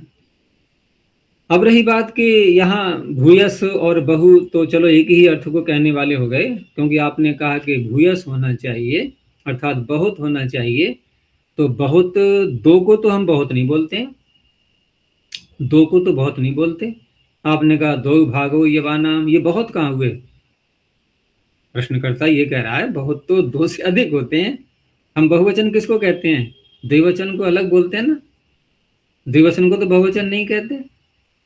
तो जब यहाँ ये बात आ गई निकल करके कि बहुत अर्थ में प्रत्यय होता है, वो बहुत होना चाहिए जिससे हम तुलना कर रहे हैं, तो बहुत कहाँ है? यहाँ दो ही भाग तो लिए हैं आपने। आप तीन या तीन से अधिक संख्याएं लोगे तब बहुत मानेंगे हम। तो कहा वो तात्पर्य नहीं है यहाँ पर। बहुत्वम अतंत्रम, बहुत्व कैसा है? अतंत्र है। यहाँ बहुत्व को अधिक प्राधान्यता नहीं देनी है, अधिक प्राधान्य इसका नहीं है। नहीं, बहुत्व शब्द यहाँ पर जो निकल करके आ रहा है ये अतंत्र है। अतंत्र का तात्पर्य कि जैसा इसका शास्त्रीय अर्थ लेते हैं हम, एक वचन द्विवचन बहुवचन आदि बोलते हुए, बहुषु बहुवचनम आदि सूत्रों के द्वारा, तो वैसा अर्थ यहाँ पर नहीं लेना है। यहाँ बहु का अर्थ है एक से अधिक, बस ये तात्पर्य है। जैसे अनेक का क्या अर्थ होता है? एक नहीं है, एक से अधिक नहीं कह सकते। तो दो, दो अनेक हो गए या नहीं? दो भी अनेक हो गए, दो भी अनेक हो गए। अच्छा, तो कहीं पर दो मनुष्य जा रहे हैं तो वहां कहते हैं अनेक मनुष्य जा रहे हैं? व्यवहार में तो नहीं बोलते वैसा, लेकिन अनेक शब्द का तात्पर्य वो नहीं है कि तीन हो या तीन से अधिक हो, दो से अधिक भी अनेक होते हैं। अनेकाल से सर्वस्य सूत्र क्या दो अलों में नहीं लगाते कि अनेक अल हैं, जिसमें हम पकड़ के बैठ जाएंगे कहाँ है इसमें अनेक अल? दो ही तो हैं, तो क्या समझाएंगे उसको कि एक से अधिक है इसलिए अनेक है। तो ऐसे यहाँ पर बहु शब्द, इसलिए तेना द्विशब्दादपि भवति, द्विशब्द से भी प्रत्यय हो जाएगा, क्योंकि उदाहरण तो हमारा द्वि का ही था।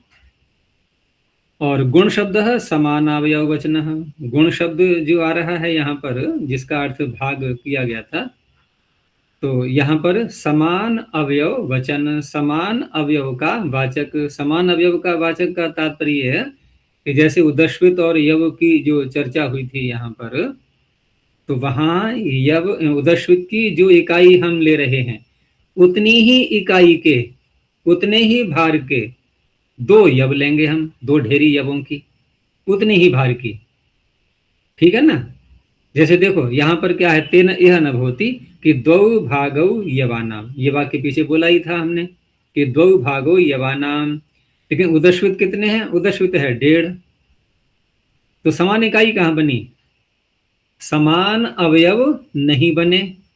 उदश्वित कितना है 1.5, यानी कि 1.5 शेर कह लो, 1.5 किलो कह दो, उदश्वित है 1.5 किलो, और जो यव हैं वो 1-1 किलो के 2 भाग हो गए। तो ये समान अवयव वचनता नहीं रही। समान अवयवचनता अगर यहाँ रखना है तो कैसे करेंगे, इधर यदि आपका 1.5 किलो है तो उधर भी आपके 1.5 किलो के 2 यव के भाग होने चाहिए, फिर ऐसे बनेगा। तो यहाँ 2 भागो यवानाम अध्यर्ध उदश्वितः, अध्यर्धः 2 भागो यवानाम, इसमें क्या दिया है,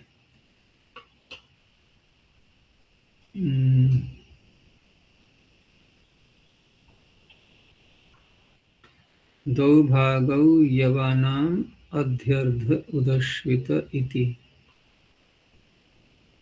कुछ त्रुटित नहीं लग रहा है यहाँ पर।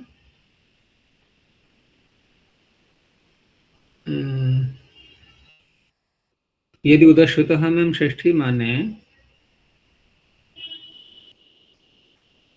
तो अध्यर्धस्य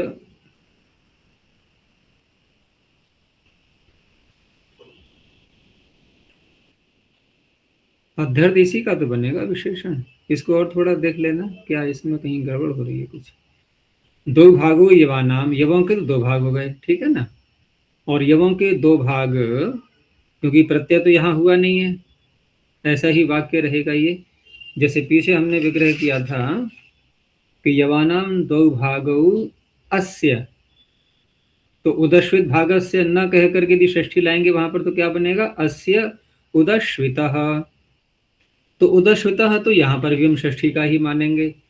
जब उदश्वितः षष्ठी का बनेगा तो अध्यर्थ इसी का तो बनेगा विशेषण। और इसका बनेगा तो अध्यर्धस्य उदश्वितः बोले, या समास करेंगे तो अध्यर्धोदश्वितः।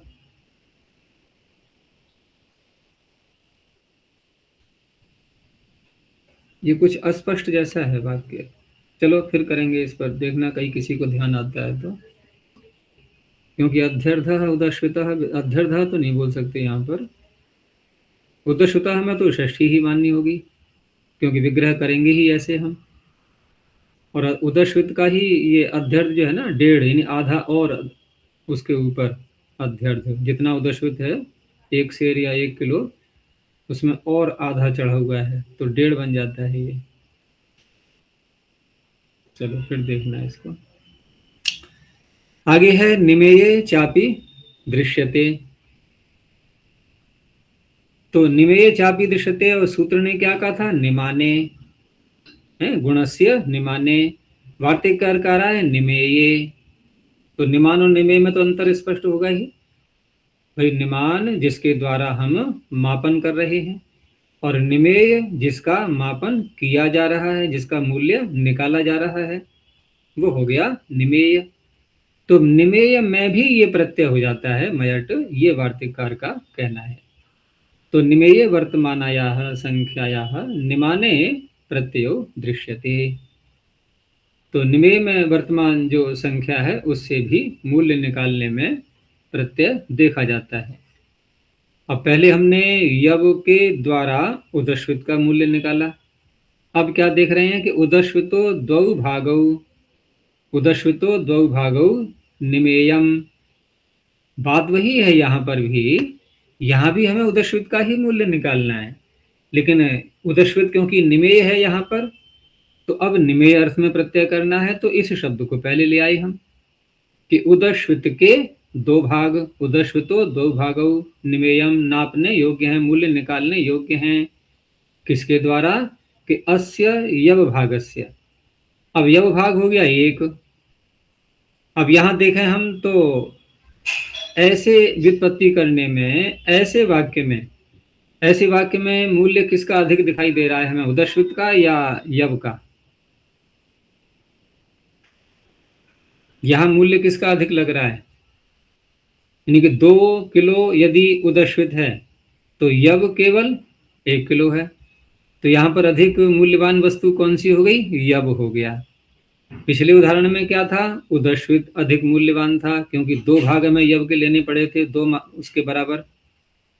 तो उदश्वितो 2 भागो निमेयम अस्य यव भागस्य। तो अब यहाँ पर जो द्वि शब्द से मयट प्रत्यय होगा, ये किसका बनेगा विशेषण, यव का। पहला जो हमने मयट प्रत्यय किया था पहले, वो बना था द्विमय शब्द उदश्वित का विशेषण, यहाँ बनेगा यव का। तो द्विमया यवा उदश्वितः, ऐसे ही त्रिमया यवा उदश्वितः चतुर्मया। आगे गुणस्य इति किम, तो गुण का अर्थ भाग किया ही था यहाँ पर, लेकिन यहाँ अब जो वाक्य दिया है कि द्वौ व्रीहि यवौ, द्वौ व्रीहि यवौ निमानम अस्य उदश्वितः। तो द्वौ व्रीहि यवौ, एक व्रीहि यानी कि 1 किलो व्रीहि ले लो, 1 किलो यव, 1 किलो यव ले लो।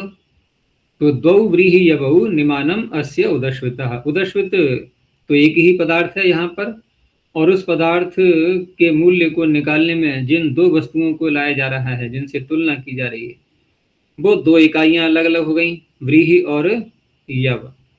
और सूत्र में क्या था, गुणस्य एक वचन था, तो एक ही भाग लेना है हमें, एक ही वस्तु लेनी है, उसी के भाग करने हैं, उसी के भाग करने हैं। यहाँ पर उदश्वित का जो मूल्य निकाला गया है वो 2 भागों से निकाला गया है, दोनों वस्तुओं के अलग अलग भाग, एक भाग एक वस्तु का है, एक भाग भिन्न वस्तु का है, अन्य वस्तु का है। तो वहां ये प्रत्यय अब नहीं हो पाएगा द्वि शब्द से, क्योंकि द्वि शब्द से प्रत्यय करके जो द्विमयम उदश्वित बोलेंगे भी, तो फिर जो आगे वो शब्द आएगा वहां पर वो कैसे आएगा, जैसे पीछे हमने द्विमयम द्विमयम उदश्वित यवानाम, तो यव में षष्ठी करके यवानाम वहां बोल दिया था। यहाँ पर 2 शब्द आगे व्रीहि और यव, तो व्रीहि यवानाम ऐसे बोलेंगे, तो ये ऐसे प्रत्यय नहीं होता। आगे निमानयति किम, तो मूल्य निकालने में ही प्रत्यय होगा इस सूत्र से, लेकिन यहाँ मूल्य नहीं निकाला जा रहा है। यहाँ क्या कह रहे हैं कि द्वौ गुणौ क्षीरस्य एकः तैलस्य, द्वौ गुणौ क्षीरस्य, क्षीर कितना है, 2 गुना, 2 गुणौ, और एकः तैलस्य, तेल का 1 है, और उसको पकाया जा रहा है, तेल को पकाया जा रहा है, तेल को पकाया जा रहा है, उसमें जितनी मात्रा में तेल है उससे दुगना दूध डाल करके, कोई औषधि बनाने के लिए, कहीं बनाई है औषधि, ऐसी किसी औषधि को दूध में पकाया हो, तो 2 गुणौ क्षीरस्य एकः तैलस्य। अब तैल का शब्द बना विशेषण द्विगुणम, तो द्विगुणम द्वि और गुण का समास कर दिया है, प्रत्यय नहीं किया गया है, तो द्विगुणम तैलम पच्यते क्षीरेण इत्यत्र माभूत, क्योंकि यहाँ मूल्य वाली बात ही नहीं है कोई, यहाँ तो एक मात्रा बताई जा रही है कि तेल को पका रहे हैं, और तेल को पका रहे हैं, और उस तेल को पकाते समय जितनी मात्रा में तेल है उससे दुगनी मात्रा में हमने उसको क्षीर को ले लिया है, तो क्षीर के द्वारा दुगना बना वो, क्षीर के द्वारा द्विगुण हुआ है वो, तो द्विगुणम तैलम, द्विगुण हो गया तैल का विशेषण, और किससे दुगुण हुआ, क्षीर के द्वारा, तो द्विगुणम तैलम पच्यते क्षीरेण इत्यत्र माभू, यह मूल्य वाला कोई भी विषय नहीं है।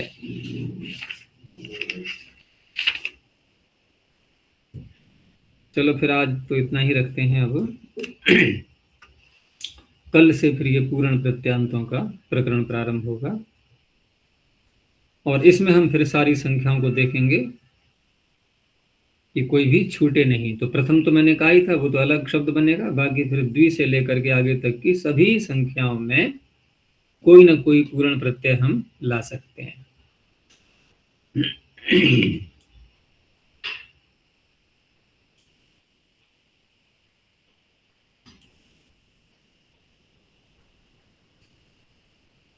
प्रणव ध्वनि। ओ।